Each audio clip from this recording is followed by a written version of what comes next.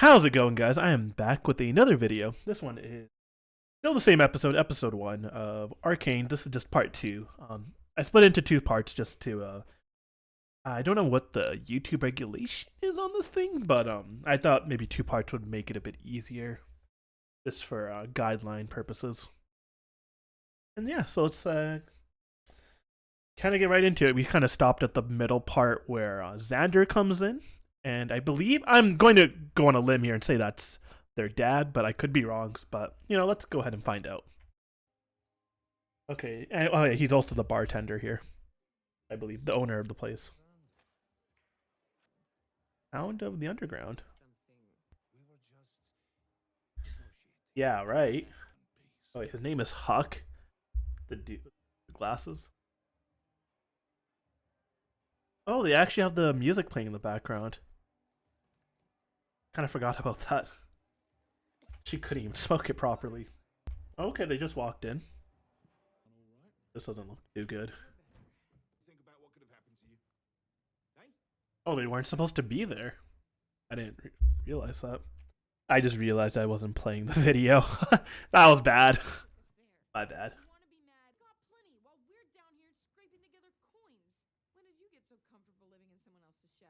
Oh, damn.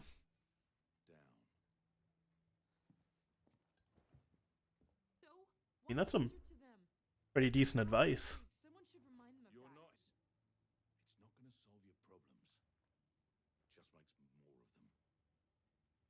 Yeah. How about a drink? Oh, wait, no, it's for the Bruces.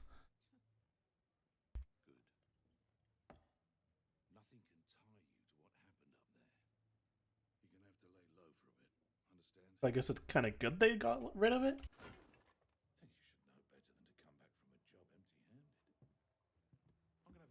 Oh, damn.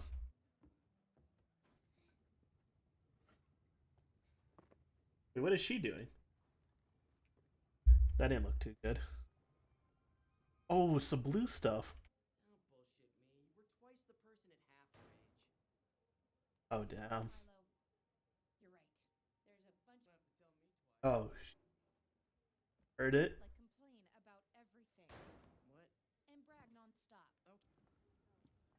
Oh, look, kind of decent.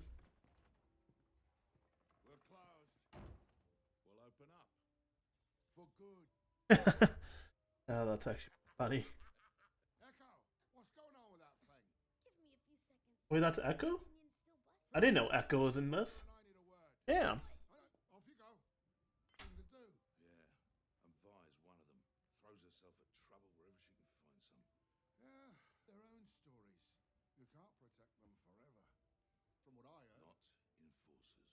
Was he sure about that? It's actually pretty cool to see Echo, though. I didn't even know he would be in it.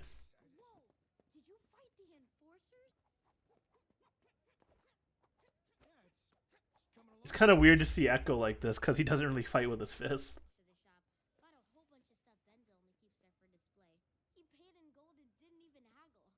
Wait, what's that?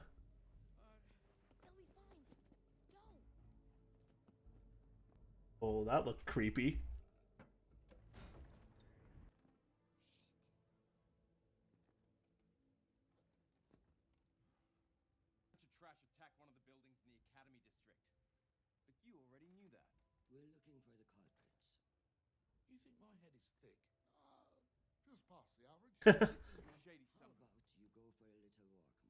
Oh, you can see it from there.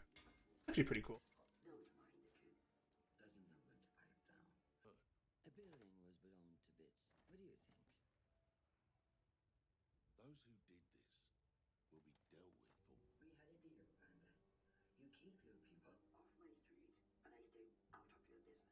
Oh, damn. Well, I thought I'd give a bit of a brief description of Zaun. Just so if anyone's confused at all, it'll just kind of help out. Zaun, actually, this will probably help me out a bit as well, since I probably kind of forgot about it. Zaun is a large undercity district lying in the deep canyons and valleys. Reading, Piltover. So Piltover's at the top, obviously I guess Piltover, and Zaun is at the bottom. kind of like an undercity. I guess it's pretty much called undercity. Uh, what light reaches below is filtered through fumes leaking from the tangles of corroded pipework and reflected from the stained glass of its industrial architecture.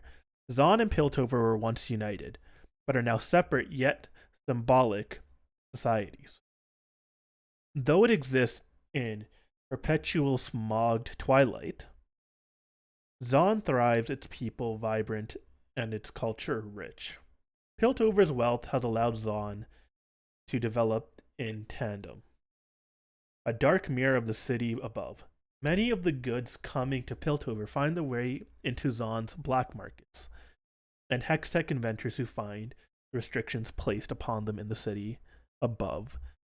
Too restricted often find their dangerous researches welcomed in Zaun.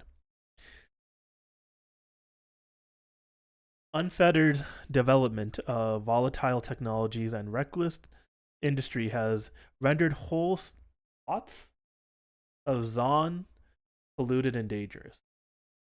Streams of toxic runoff stagnate in the city's lower reaches, but even here, people find a way to exist and prosper.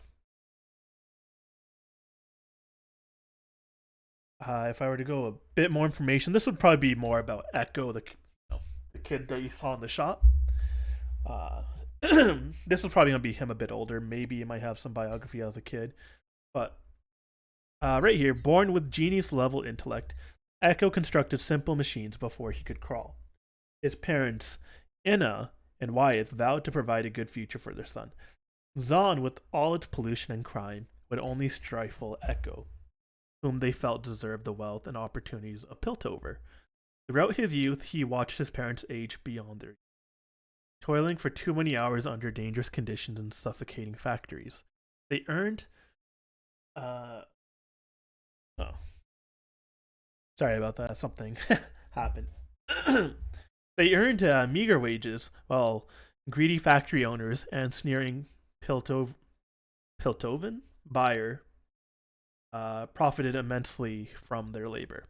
It would all be worth it, they reasoned, if it meant their son could one day rise to the city above.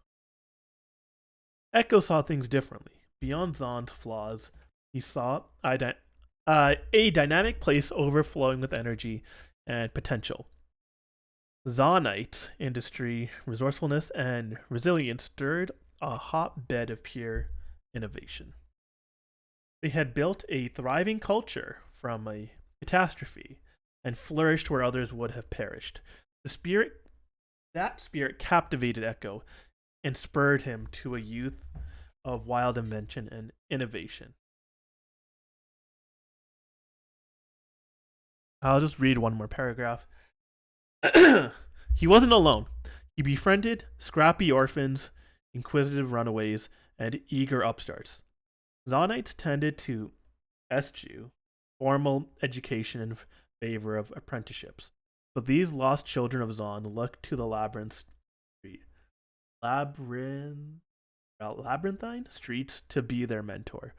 They wasted time in glorious youthful fashion, foot races through the border markets or daring climbs from the sump to the promenade. They ran wild and free, answering to no one. One night, on a solo trek into the rubble of recently demolished. I'm gonna just reread it. One night, on a solo trek into the rubble of a recently demolished laboratory, Echo made an astonishing find: a shard of blue-green crystal that glittered with magical energy. Every child of Zaun heard tales of Hextech, said to power weapons and heroes alike.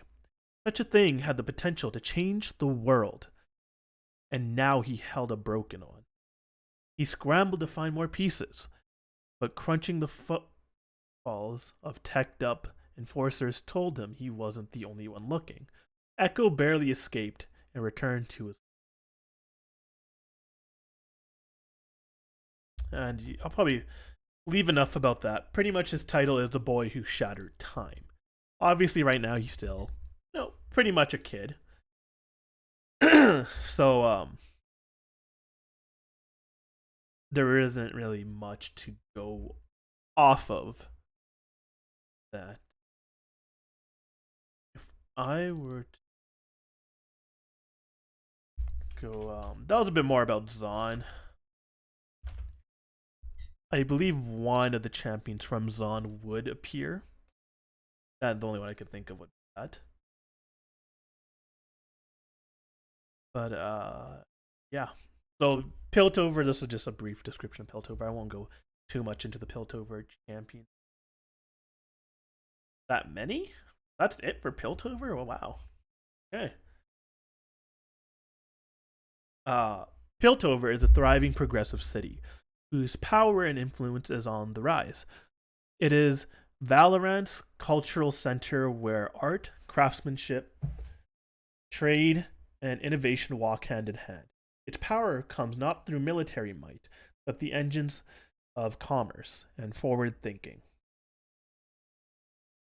Situated on the cliffs above the district of Zaun and overlooking the ocean, fleets of ships pass through its titanic sea gates, bringing goods from all over the world.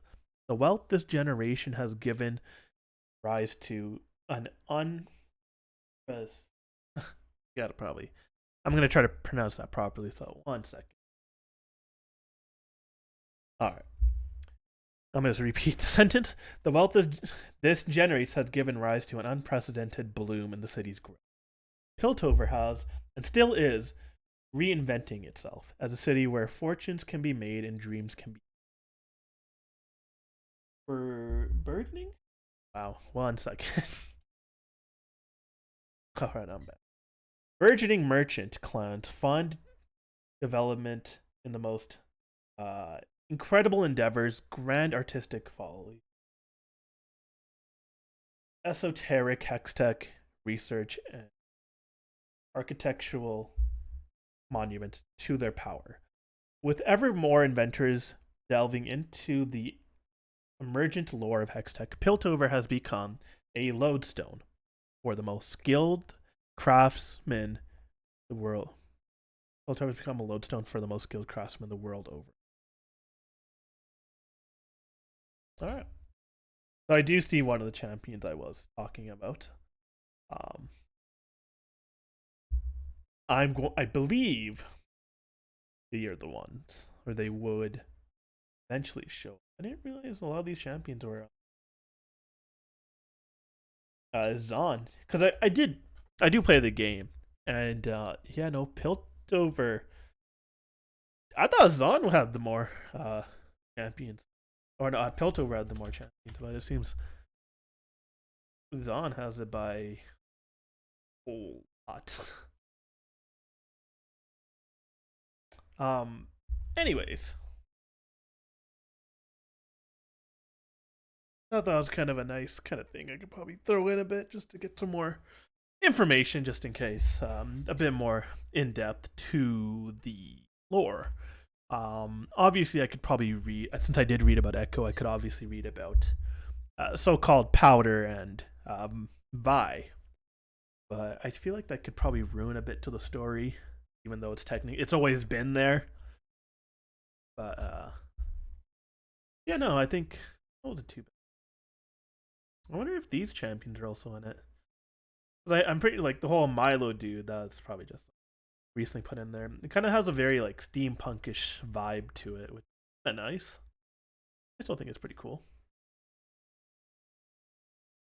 Yeah, I think that should be enough for now. We'll go back to the video.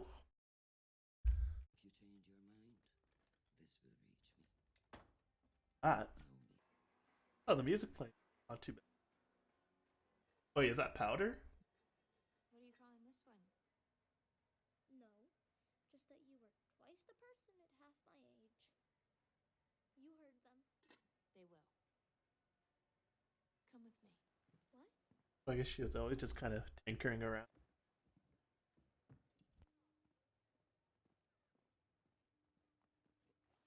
I'm like this. The scenery of Zaun just looks so nice. Obviously, it kind of looks like crap, but just like the way they're able to showcase it. Also, wait, they screwed up too. Milo tripped over his own paint bucket and nearly fell off trying to draw a giant middle finger.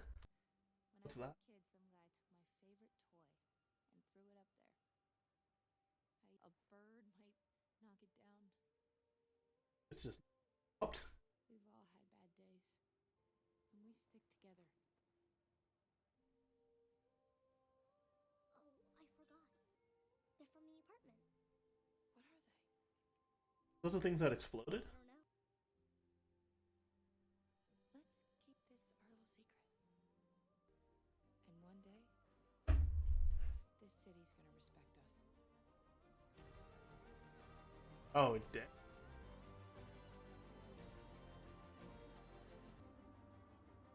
What's that? That was pretty scary. Oh wait, that's the guy who tried to beat them up.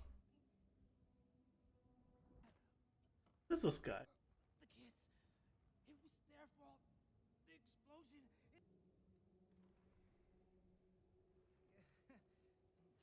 What's going on? Oh wait, what? I thought that was Jin for some reason. I don't remember him having a cat. Eating time as in the cat's gonna get eaten?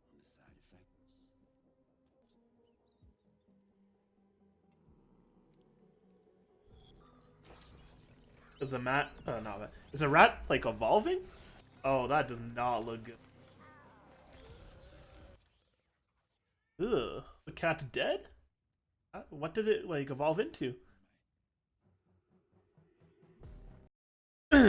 Wow. So if you guys didn't catch the last part because maybe it's cut up a little bit too much, uh, he pretty much found out that Vander uh might be in some hot water right now, and he found that out because the kid said something about it, and then he was like, "That's the smartest thing you've ever said."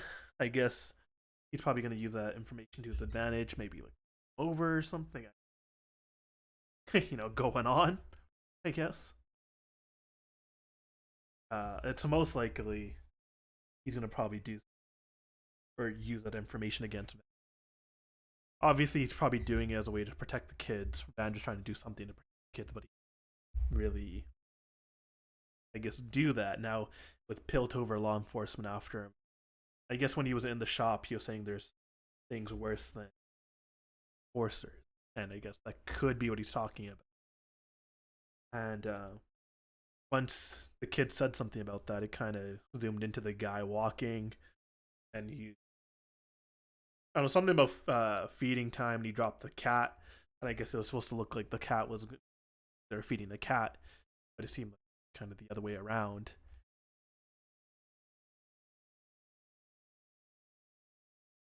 Sorry, it's really late again, as well. Um,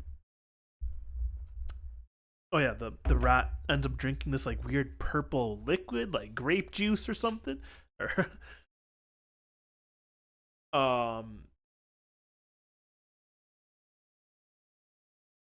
and and it like it doesn't even show you what it evolves into or happened to it. Maybe it had like some sort of genetic mutation, and you kind of look at the POV of the rat, the point of view of the rat, and it just chases down the cat and like immediately one shots it, obliterates the kitty. And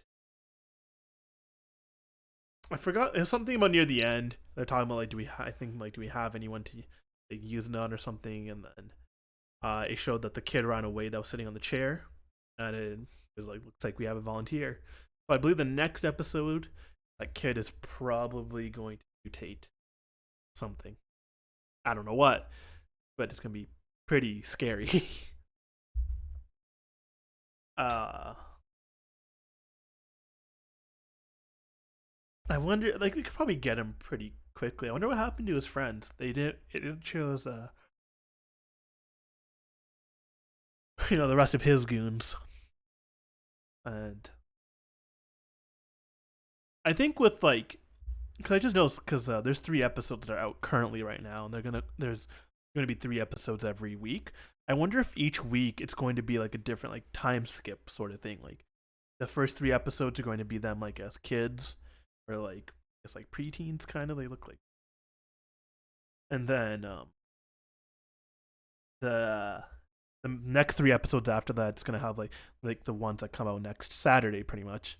It would show them kind of like growing up a little bit, but like, I think they could, something usually going like kind of like a growing phase, and then the 3 episodes after that, I believe that will come out on 20th. It shows, I think the League of Legends versions of the characters, maybe, or maybe it could just be, 2 different time skips, and it's still just like a bit before the whole League of Legends looks. Their arcane looks are actually pretty good. I don't know if you guys really play League of Legends at all, but they're giving away these arcane skins. There's arcane look, and pretty much the arcane looks. I don't want to say the character's name yet, but that champion got a complete overhaul with new voice lines and everything. But when it came to Vi and Powder, I think they got like minor changes. Like it's kind of like more of like a visual update. They still look pretty clean. I think you can get like I think you can get the skins just from doing some sort of missions. They're free skins, so I can't go wrong. It's pretty much those two and another two. I can't bring up the other two because I haven't been brought up yet. Although I'm pretty sure a lot of people that do or that are watching Arcane probably know what I'm talking about. So I'm just gonna do a spoiler just in case. But the other two are Jace and Caitlyn. Caitlyn is, pretty good. I think I don't really play her that much. I mostly play jungle, so I think out of the skins, I would mostly play Vi. My Vi is terrible, but I'd probably still say it's better than my Caitlyn. But Caitlyn is the ADC that I play the most, but I don't really play the ADC all that much to begin with. Vi, I mean, it's not too. And the other one's Jace. I don't think I own Jace. I don't even play Jace, so it's like, can I still get the skin if I don't own the champion? I think because Jace is the first one you can get. Jace, I believe, is the first skin that you can get, and then the second one would be Caitlyn. She, a few days on the 7th or 8th. She should be like available. Yeah, I could be wrong. This I probably got the dates mixed. And then Vi would be available to get, and then Jace. The skins look really good. They look a lot more polished. They kind of look similar to their base skins, but the special effects and all that look a lot more cleaned up and nicer, and just a bit of eye candy here and there. It's not too bad.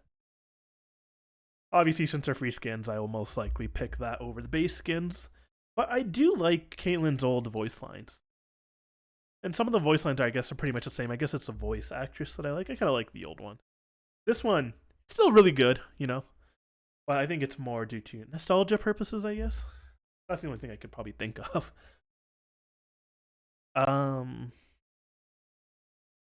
Where to go back? Since I am talking about the character, not trying to hide. For Zaun, there was a lot of champions that I didn't even really know. Like, most of them make sense. Like, obviously, Victor is part of Zaun. Warwick, Singed, Echo. The one person that I was actually surprised to see part of Zaun was Janna. I didn't know Janna was part of Zaun. It didn't really kind of feel like it. She feels like the odd one out, But yeah, I guess she's a part of it. And then the other one, which was kind of surprising, was for Piltover, was that there wasn't that many champions. There was only 8. There was only 8, and the only other 2, I guess, Jason and Caitlyn are from Piltover.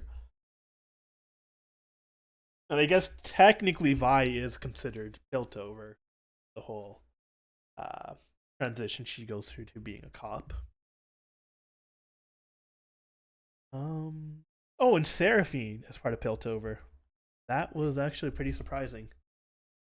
I I don't know what I thought it was from, but I didn't think they actually did something with the whole kind of like gave her a place in the universe.